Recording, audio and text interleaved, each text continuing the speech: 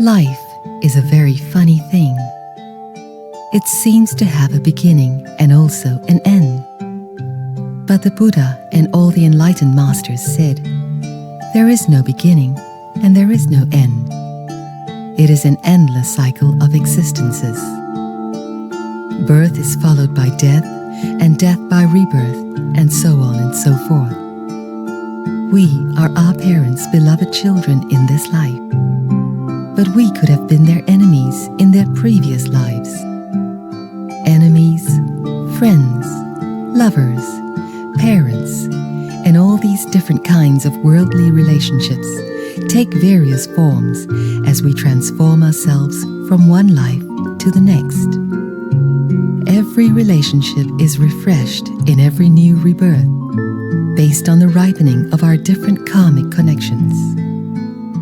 Some of the main things that have not changed through the various transitions from birth to death and rebirth are: we were born and taken care of by our mothers, loved by our parents, and nourished by the world we live in. The luckier ones are also blessed by the presence of great spiritual masters who take care of their spiritual well-being and who eventually lead them to break this cycle of endless existences. The life stories of these great masters serve as an example to many of the people striving to spend their life developing their spiritual strength. We have the privilege of knowing one of them who lives in our time, continuing the duty laid before by his predecessors for centuries by teaching his followers the way to live a happy and easy life. His Holiness the 12th Gyalwang Drukpa, one of the foremost spiritual masters in our current time, was born by the holy lake of Guru Padmasambhava, the lotus-born guru in northern India, on a holy day related to this 8th century Indian guru himself. The lake is known as Tso Pema or Rewalsar. The late Thuksey Rinpoche, who saw the infant Drukpa with his father during their short stay in Dalhousie, suspected the child to be the long-awaited reincarnation of the 11th Drukpa, who passed away 6 years ago. Before long, the child was officially recognized as the authentic reincarnation of the 11th Drukpa and taken to Darjeeling to be brought up by the late Thuksey Rinpoche, the biological son of the 10th Drukpa. I can't remember very well about what really happened and all these things. I think many of babies cannot really remember, many of us cannot remember the baby's time. And I just can sort of vaguely, I sort of can still sort of figure out what was really happened. For instance, I could still sort of remember that when they sort of put me in a sort of a towel, sort of like a blanket or something, for the first time in my life, I felt very uncomfortable. I came out in this world about 20 days earlier than it was sort of expected. And I was not very sure why. I guess it was my karma. But many of my friends who were there at the delivery time, at that time, they were lately kind of jokingly telling me that I was in a hurry to come at that sort of special day, a holy day of the Guru Padmasambhava festival day, 10th of the first month of Tibetan calendar. They were performing quite a big festival, and my father was in fact one of the dancers of the 8 manifestations of Guru Padmasambhava. Lately I came to know that, my father was requested by His Holiness Drukpa Rinpoche to do so. So my father was, I guess he was very happily doing it. Something that I'm proud of, is that, that my mother wasn't sick at all, or my mother was not unwell or unhealthy. My mother was totally okay, perfectly okay. In fact, she was thinking about joining in festival. She wanted to go there and pay homage to the masters and all the communities. And also she wanted to sort of join and have a sight of it. But then all of a sudden I just came out, and I guess she couldn't sort of manage to go and pay homage. However, she had me with no problems, no headache, which is quite good, I guess. And it is a little sort of unusual, I would say. Lately I was sort of looking at those mothers who are suffering tremendously to have their baby delivered. So I'm sort of happy for that. But at the same time, I feel very sort of appreciated to my mother, especially for giving the birth to me, because without my mother, I wouldn't be here.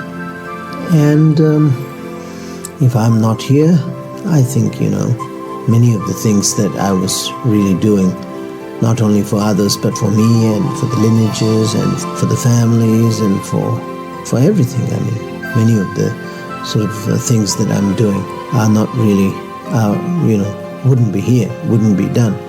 And human birth is really considered to be a very, very, very precious. So that kind of a precious birth given by my mother on that special occasion, which is the 10th of the first month of Tibetan calendar. So I'm still appreciative to my mother from depth of my heart. And at the same time, I think not many people can sort of take this opportunity or have such kind of opportunity to be born nearby such a great master like His Holiness Drukpa Rinpoche. Not only in that kind of precious day, like 10th of this first month, but I think I was really fortunate that His Holiness was really there and he could really give me the blessings. And so I was very happy about it. In fact, there were propitious omens before and during the birth of His Holiness. When he was still in his mother's womb, he was heard chanting the Buddha Amitabha's heart mantra. And then, during his birth, thunderstorms, snow, a perfect rainbow, and other signs appeared conspicuously, seemingly to welcome the birth of a great being. And then, in Varanasi, the late Gyalwang Rinpoche, who was also one of His Holiness's gurus, performed a smoke offering to the child. Of course, the most auspicious of all the events was the presence of His Holiness Drukchen Rinpoche, who immediately named the child Jigme Pema Wangchen, or the fearless lotus of great power. His Holiness the Gyalwang Drukpa considers this name most precious and blessed among those he has received from many different enlightened masters. When the Gyalwang Drukpa was about 3 years old, he was brought back to his monastery by the first Thuksey Rinpoche, his late guru, who took care of him in terms of spiritual development and mundane needs. I felt very, very moved by Thuksey Rinpoche when he came to see me. I felt quite excited about to be going with Thuksey Rinpoche. And lately my parents were telling me that, I was, 3 days or maybe 4 or 5 days before Thuksey Rinpoche arrived to sort of recognize me as a reincarnation. I was sort of constantly giving them my scarf and I was repeatedly saying to them that I'm going to my place and I will not be coming back until for a long time. And every day, constantly, I was saying this. It's kind of a goodbye to my parents. I was taken away to Darjeeling with Thuksey Rinpoche. And Thuksey Rinpoche was very kind, and really he became like my parents, the second parents of mine. He was very, very kind. Due to his kindnesses, I got all the important teachings of Mudras and 6 yogas of Naropas and all these things from him. I'm very proud of myself to be able to sort of find this kind of master from early age. And as you know, that he's the son of the 10th Drukpa, I was recognized as a 12th Drukpa. So logically or theoretically, I'm his father. And I think, he feels that too. That's also one of the reasons that you really felt so close and so warm with me, because I remember him saying something about his father, and then at the end of the conversation he said, "Well, it was you anyway, weren't you?" And then I couldn't say anything. I was just smiling, that's all. I didn't know what to say.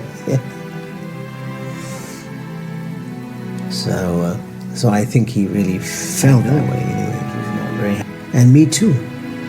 As I said before, it's not exactly a fatherly feeling, but I had a really close feeling to him.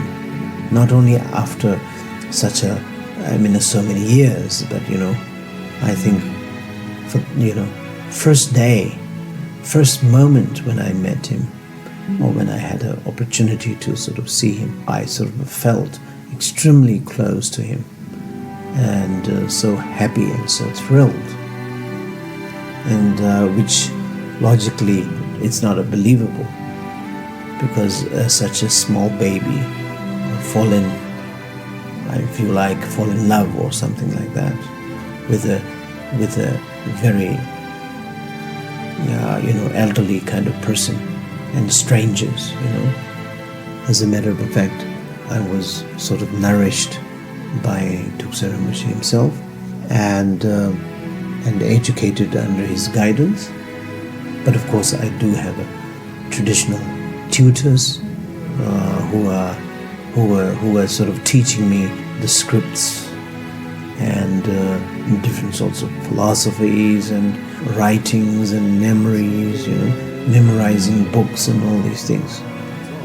We have a lot of books to memorize, which is, I don't know whether it's a very, very helpful or not, but anyway, it was very tough, and we had to do this for many, many, many years. So I had many tutors of different sorts of on different sorts of things to learn and to study. But of course, on overall, on top of everything, every tutors, I've been. He's a great sort of. He's a great. He's there to sort of look after us, look after me, and he was like buying me lots of toys, fond of buying me momos and all these different things to eat, and all sorts of things. He's very kind, unbelievably kind. But obviously, sometimes he himself does not really have a lot of opportunities that he wanted to do. For example, he wanted to take me to many places, but some of his monks seems to be more powerful than him. So some monks can say, no, you cannot go because of some reason, this and that. And Rinpoche cannot really say anything. I know that he's not very happy for not being able to take me out, but he cannot do anything. He's very very compassionate, and sometimes too compassionate, that he doesn't really have an authority. Sometimes I used to get very upset about it. Sometimes I even get a little bit of angry, I remember getting angry also sometime to those monks and all these things. But of course I have no power, I have nothing. Anyway, I'm just a little kid. As there's a saying, your own experiences needs to be seen as an example, and that should be a knowledge, example, or the experiences that you went through, particularly if you have a sort of a hardship or maybe a sort of problematic kind of experiences or difficult experiences. You should treat people nicely because you had a difficult experiences, instead of saying, "Oh, I got a very hard treatment, and I would treat other people also very sort of difficult way." From spiritual point of view, it is not like that. Especially from the Bodhisattva and Bodhicitta point of view, it is not like that. Your experiences has to be a knowledge, and that knowledge really should make you more kind. So this is what we say and what we believe. His Holiness often said that because of the extremely difficult times that he experienced as a child with his tutors, he decided not to put the young reincarnate tulkus and rinpoches, such as the second Thuksey Rinpoche and Kamdro Rinpoche, through the same hardships. Instead, he takes the role of an easy master. Even though, of course, I had a number of difficult times, but of course, these difficult times are specifically, I think, due to my own lack of diligency and all these things. And then therefore, I was sort of treated quite sort of cruelly anyway, and traditionally, if you like. It's not only me. I mean, many of the great masters and many of the living masters were treated like this by their tutors back in Tibet and anywhere else. Anyway, the traditional education is very difficult, I should say that. But I should always be very appreciative also, because the outcome of it is very good. All these educations were very, very important, and was just really helpful. But this is not really specifically the important thing that I'm referring to. I'm talking about. But some of the thing, for instance, like a general way of looking at life. For instance, these days I feel very happy for no reason, I would say. I don't really have any reason to tell you why I'm happy. And I can see some of my friends and some of my colleagues, those who had a very, very, very good time when they are young, when they are small, when they are in teen. They had a very good time.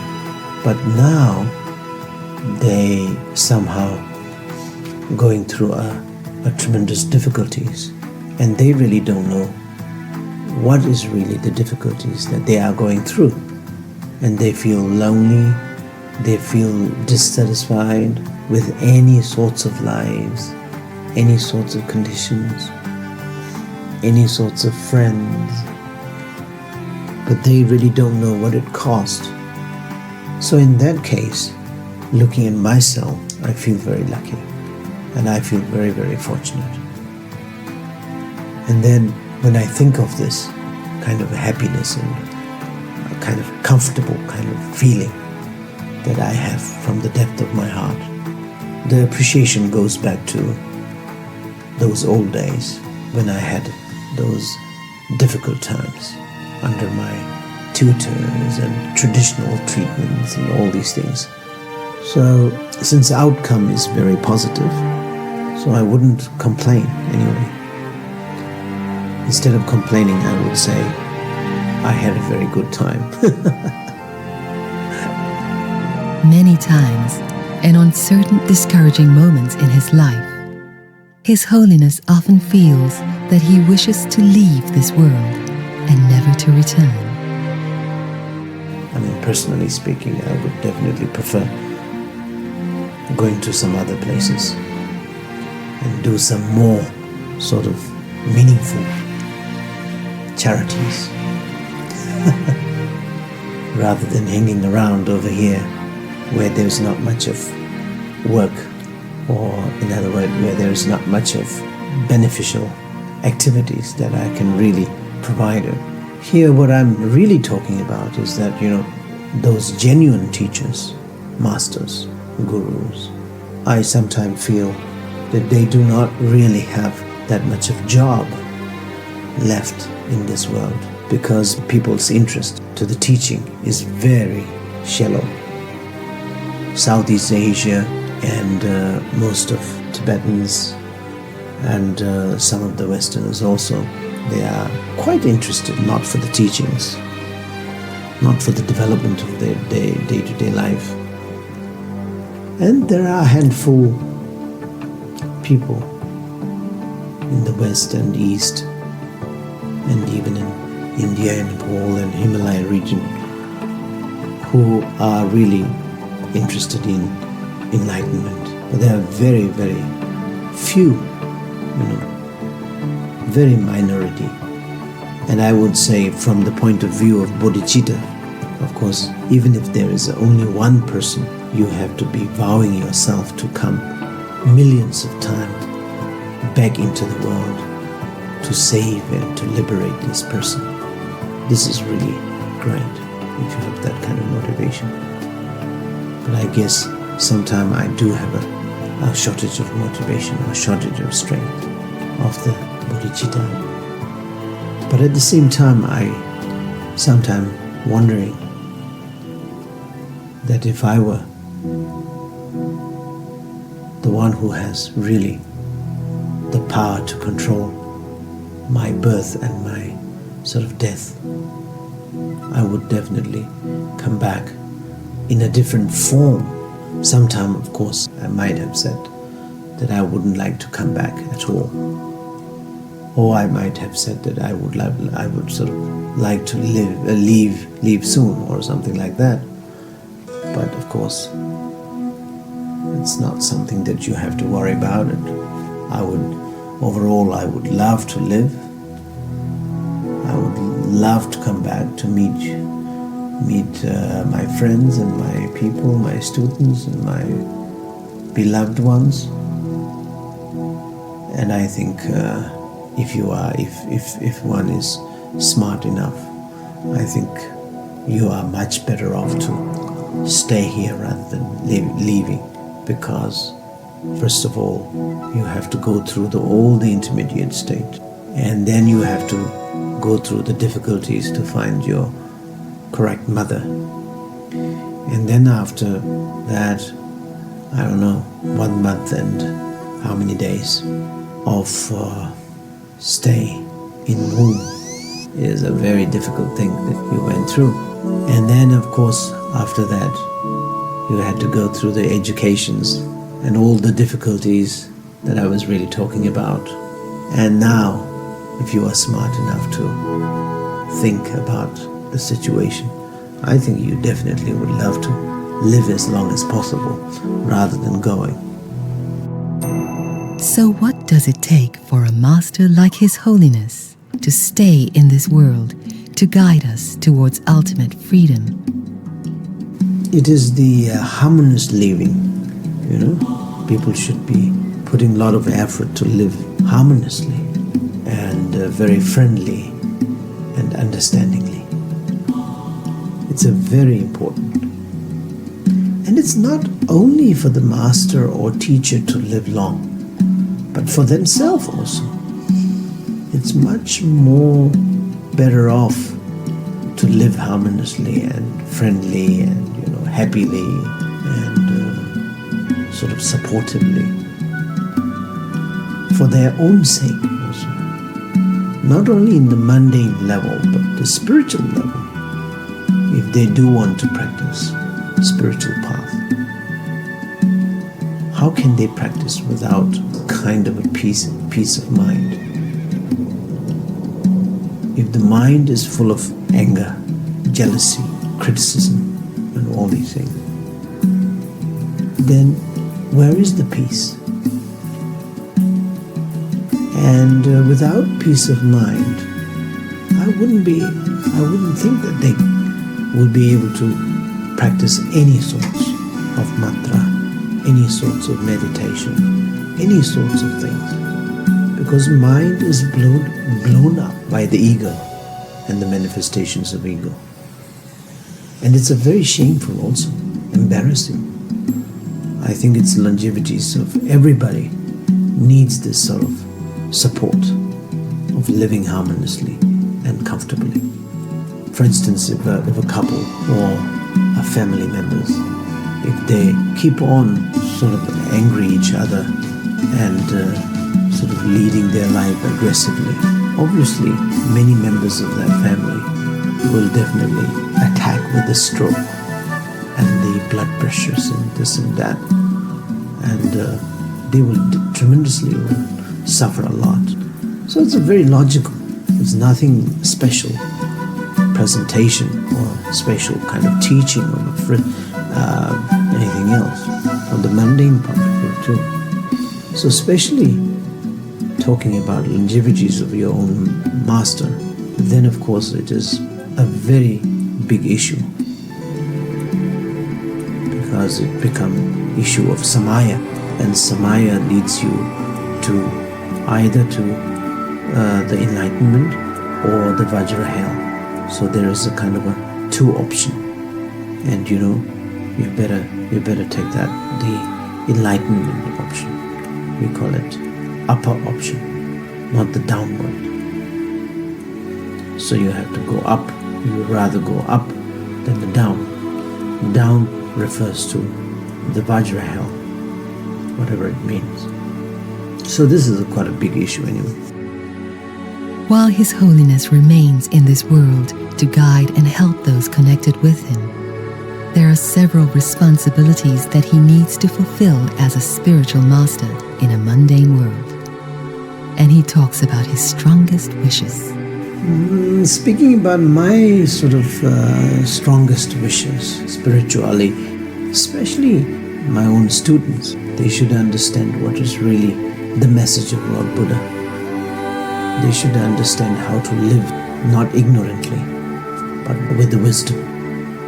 That actually means they should understand each other, even though they have naturally a bit of anger, a bit of desire, a bit of jealousy, etc., etc. But when they start to know each other quite well, for instance, your friend must be angry today, but you understand that he or she is a human being, and these kind of emotions, are almost a characteristic of a human being. So it's quite understandable that he or she got a little bit of irritated for some reason, and importantly, that he or she is totally influenced by the ego. So there is not much of sort of choice for your friend not to get angry, not to get sort of jealousy. You would be very compassionate to him. You would be very understanding. You would be very kind to him. At least you will be sort of keeping yourself cool. That's what I meant to say by living harmoniously, living understandingly, living very happily, despite of having all these difficulties that human nature will carry and of course will represent. And this is what one of my strongest wish that I want people to fulfill for me. And then the second strongest one, my wish, even though it's something that is connected with the mundane developments, but at the same time it will eventually be very, very, very helpful for the people and for the practitioners to sort of get enlightened. that is the restoration work of Namdrupas. First of all, I'm really hoping that to turn this Namdrup into an educational center, quite an important educational center, so that not only the monk and the nuns, that educational center, but even the lay boys and girls will also be equally given the opportunity to learn not only the Buddhism, but Tibetan culture, not only the Tibetan culture, but all the different sorts of educations that really is needed these days, this time of the ages, modern ages. So this is one thing that I really am looking forward to be able to provide for them. So this is my second biggest wishes that to be fulfilled. Namdruk was founded by the first Gyalwang Drukpa Changpa Gyare in 1206. When Changpa Gyare arrived at the holy place where his guru Lingchen Repa had instructed him to build a monastery, 9 dragons roared up in the sky with a loud clap of thunder, and white flowers rained down. To signify this auspicious occurrence, Changpa Gyare decided to name his lineage Drukpa, which literally means people of the dragon lineage. The spot where the monastery was built also took its name after this event and was called Namdruk, which means sky dragon. Unfortunately, Namdruk is currently in urgent need to be restored to a condition in which genuine practitioners can live and practice. Without those 9 magnificent dragons who flew up in the sky, without these sky dragons, Namdruk would not have existed, and the lineage of the glorious Drukpa would not have been established for the benefits of countless beings. During the time of Changpa Gyare, while he was spreading the words of the universal truth, the profusion of his disciples and the influence of his teachings gave the Drukpa lineage a proverb of its own in the tapestry of Tibetan culture. Half of the people are Drukpas, half of the Drukpas are mendicants, and half of the mendicants are enlightened beings. We are fortunate to be connected with the 12th reincarnation of Changpa Gyare, and in our past lives, we could have been reciting or receiving instructions in Namdruk during the time of Changpa Gyare or his successive reincarnations.